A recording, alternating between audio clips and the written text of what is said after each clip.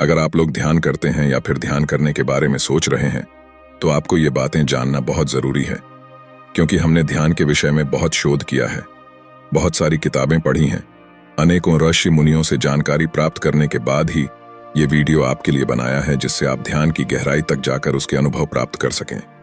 मेरे पास काफी साधकों के कमेंट्स आए कि सर, हम काफी समय से ध्यान कर रहे हैं, फिर भी वह ध्यान में प्रवेश नहीं कर पा रहे हैं।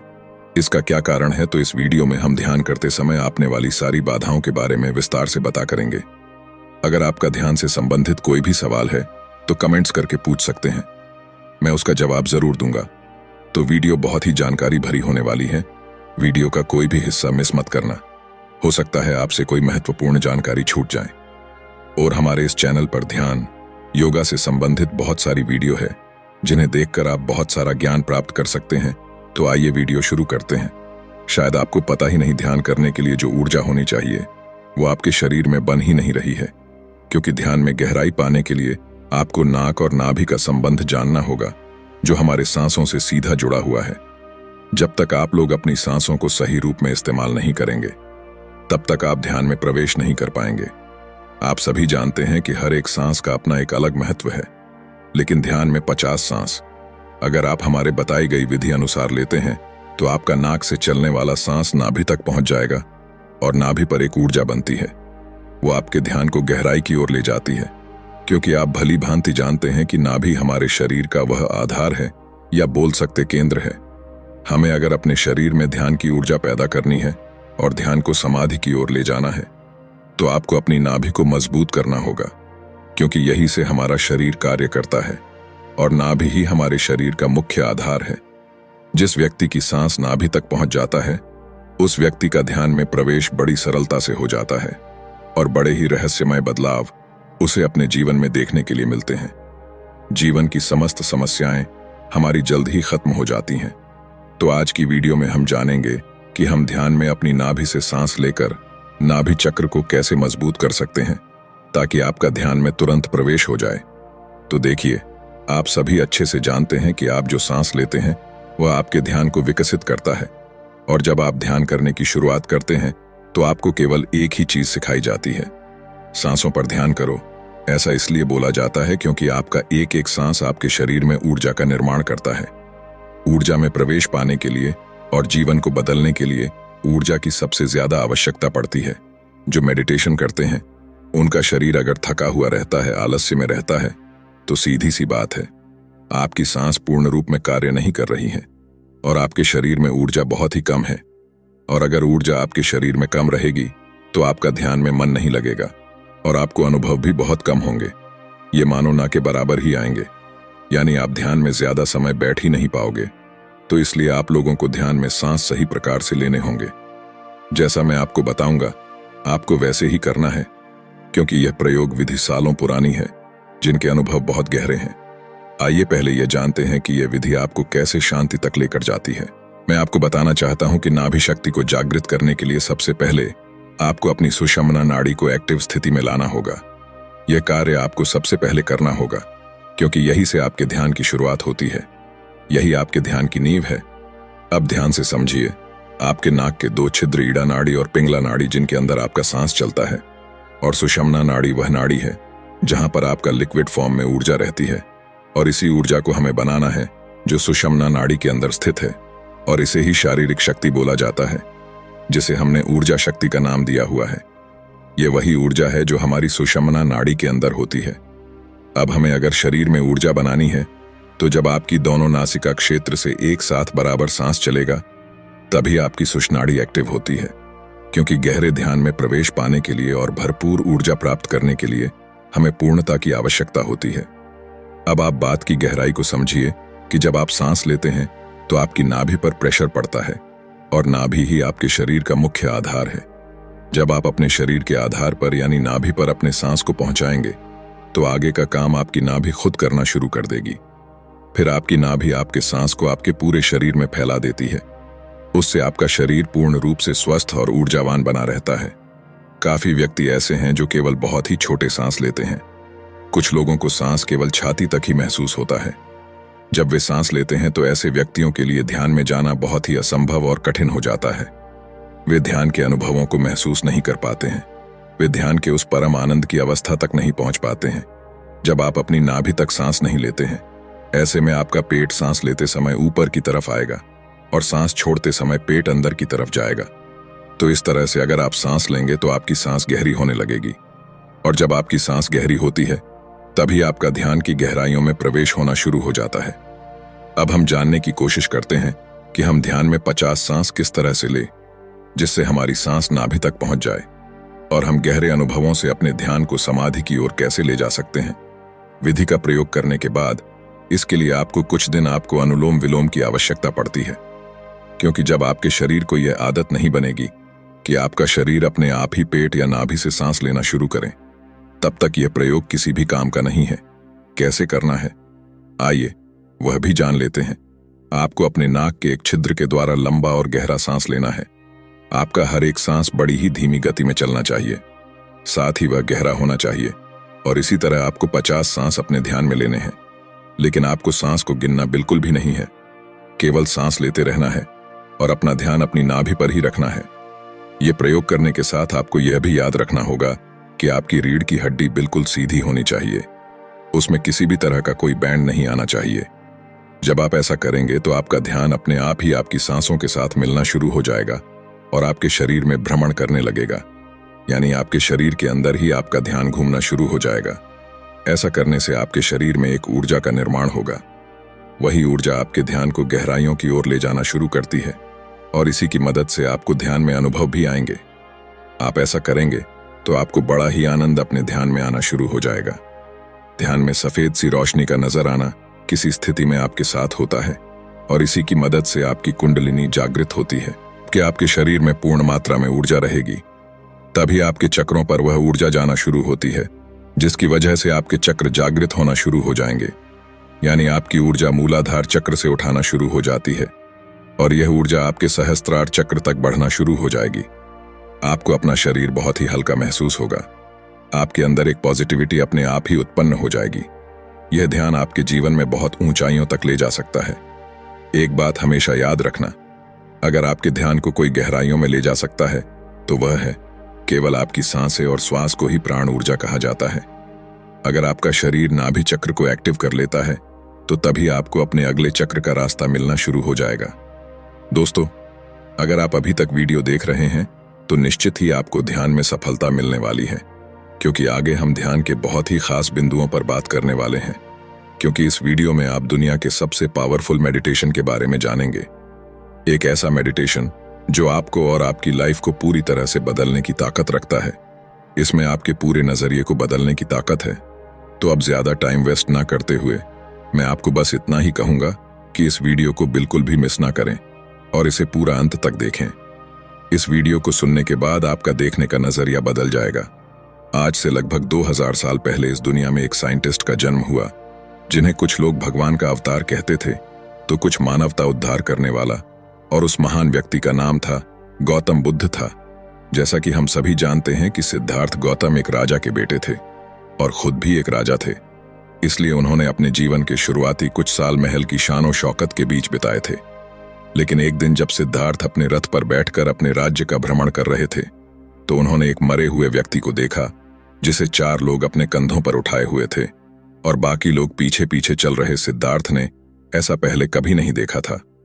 उस घटना को देखने के बाद सिद्धार्थ के मन पर इतना गहरा असर हुआ कि उन्होंने अपना सारा राजपाट छोड़ दिया और संन्यास ले लिया और सत्य की खोज में निकल पड़े। दोस्तों, ऐसा कहा जाता है कि 6 साल की कठिन तपस्या के बाद भी जब उन्हें कुछ हासिल नहीं हुआ तो सिद्धार्थ एक पेड़ के नीचे वहीं ध्यान लगाकर बैठ गए जो वह बचपन में लगाया करते थे, और खुद से वादा किया कि जब तक मुझे मेरे सभी सवालों के जवाब नहीं मिल जाते मैं यहां से नहीं हिलूंगा, चाहे इसके लिए मुझे अपनी जान ही क्यों ना गंवानी पड़े।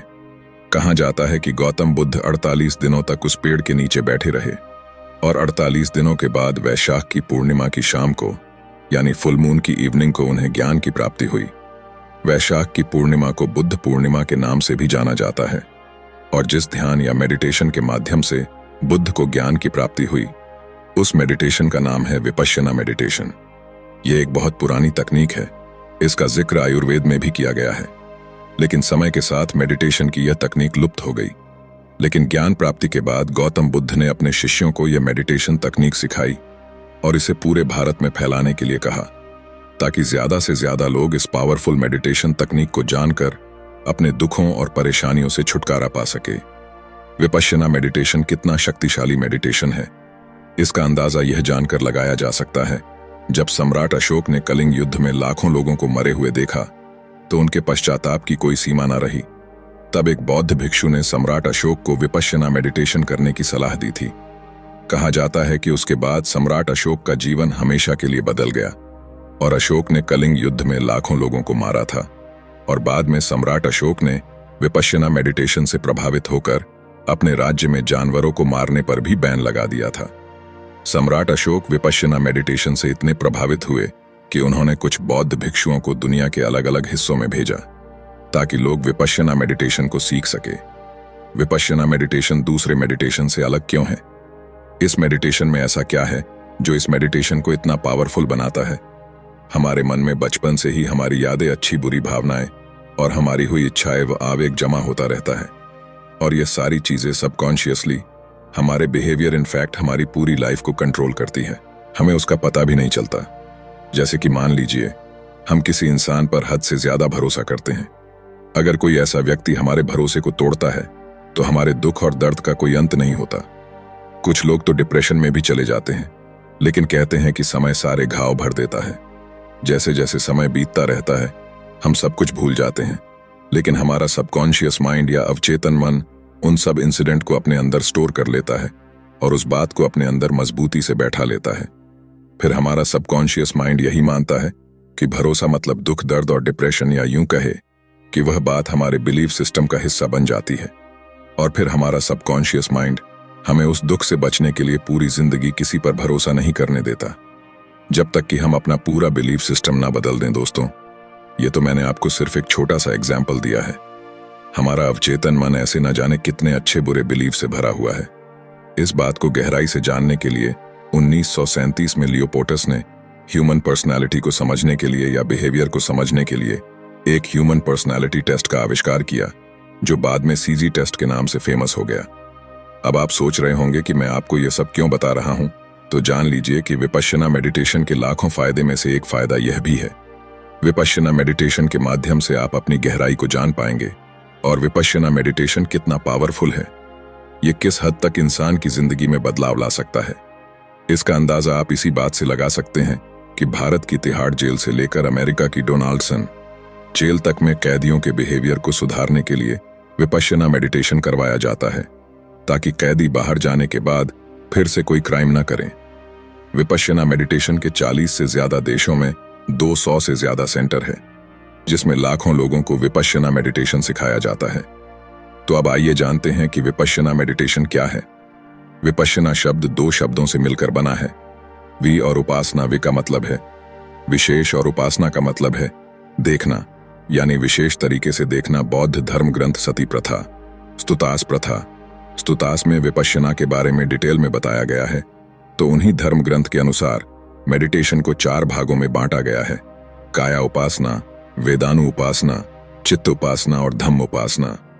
सबसे पहले काया उपासना विपश्यना सांसों पर ध्यान लगाने से शुरू होता है। बाकी के मेडिटेशन तकनीक में हमें लंबी और गहरी सांस लेने के लिए कहा जाता है, ताकि हमारा दिमाग जल्दी शांत हो सके। लेकिन विपश्यना मेडिटेशन में आपको ऐसा कुछ नहीं करना है।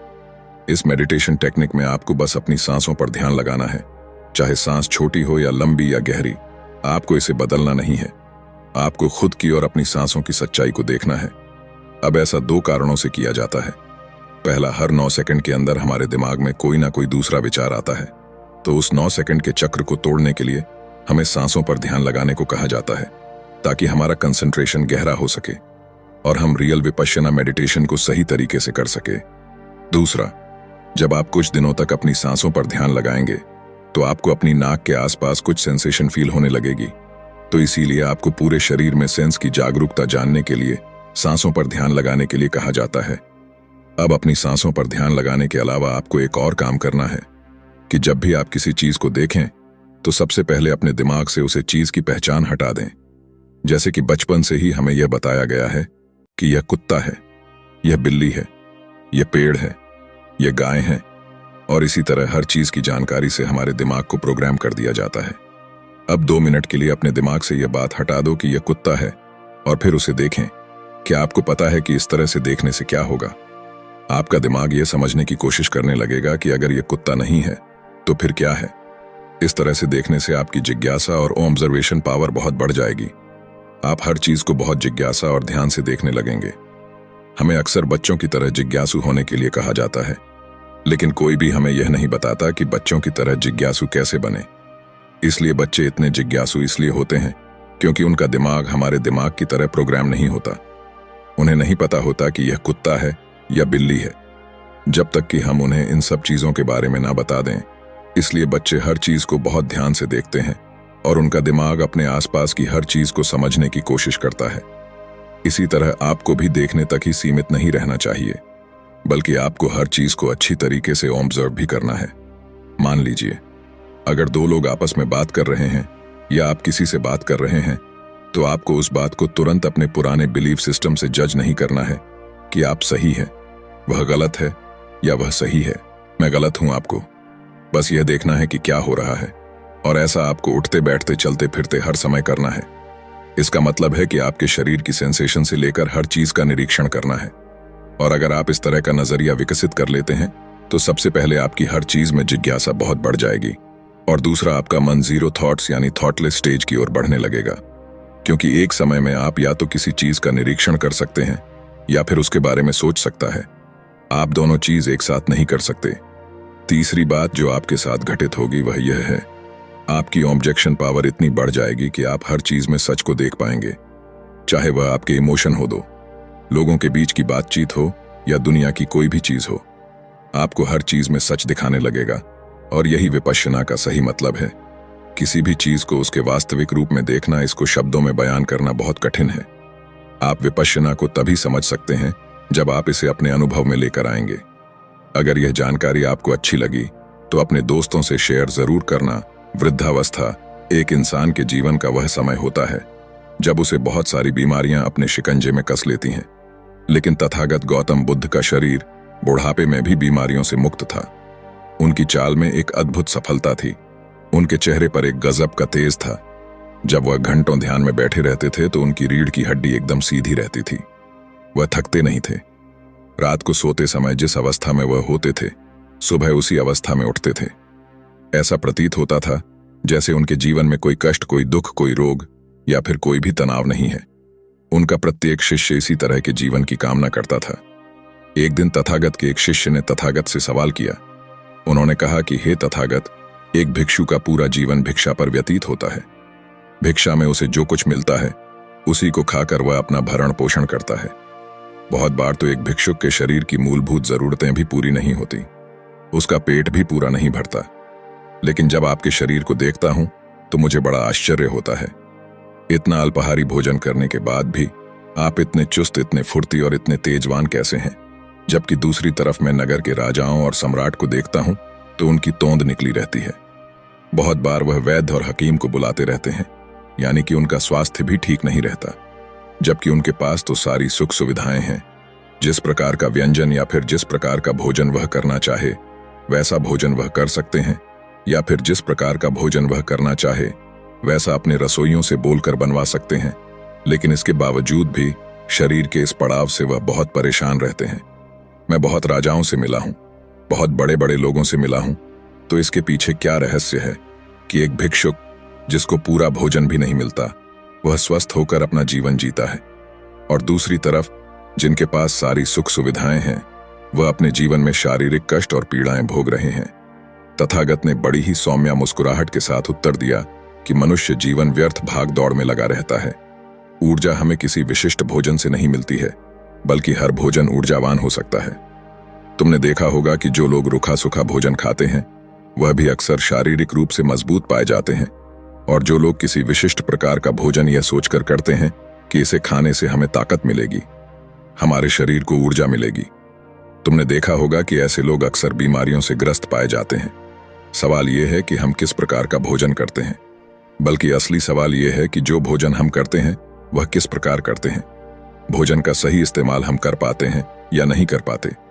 जरूरी होता है कि भोजन करने के नियम हमारे जीवन में अपना लिए जाए, ताकि साधारण सा भोजन भी हमारे शरीर को वह ऊर्जा प्रदान कर सके जो हमारे शरीर के अंगों को सुचारू रूप से चलाने के लिए आवश्यक हो।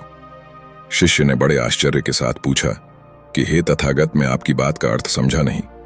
तथागत ने उत्तर देते हुए कहा कि जब भी हम भोजन करते हैं तो क्या वास्तविकता में हम होश पूर्वक अपना भोजन करते हैं?